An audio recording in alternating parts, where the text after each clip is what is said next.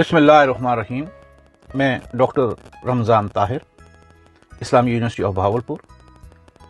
आज मादरी ज़बानों का आलमी दिन मनाया जा रहा है। याद रखें, दुनिया की जितनी भी बोलियां और ज़बानें हैं वो दुनिया की सभी माएँ बोलती हैं।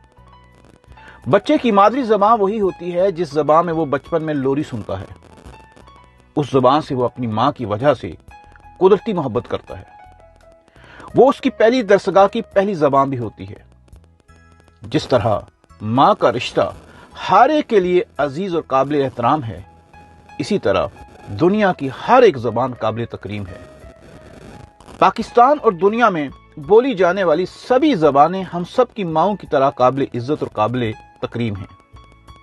हमें एक दूसरे के ख्यालात को जानने के लिए ज्यादा से ज्यादा ज़बानें सीखने की कोशिश करनी चाहिए। हमें जितनी ज़बानें सीखने की सलाहियत होगी, हम अपनी बात दूसरों तक पहुंचाने में आसानी महसूस करेंगे। ज़बानें तहजीबों की अलामत भी होती हैं। तहजीबें एक दूसरे से प्यार सिखाती हैं, उनमें टकराव कभी नहीं होता। डॉक्टर जाकिर हुसैन ने कहा था, तहजीबें नहीं टकराती, जब टकराती हैं तो वहशतें टकराती हैं। इसीलिए जहां कहीं भी दुनिया में लिसानी टकराव का नाम दिया जा रहा है, वहां तहजीबों का टकराव नहीं, दरअसल वहां वहशतों का टकराव है।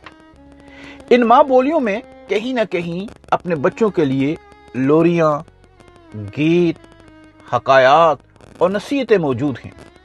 आज के दिन की मुनासबत से माँ की प्यार भरी आवाजों की तरह हमारे कानों में ये रस घोलती इन सब बोलियों और जुबानों को सलाम।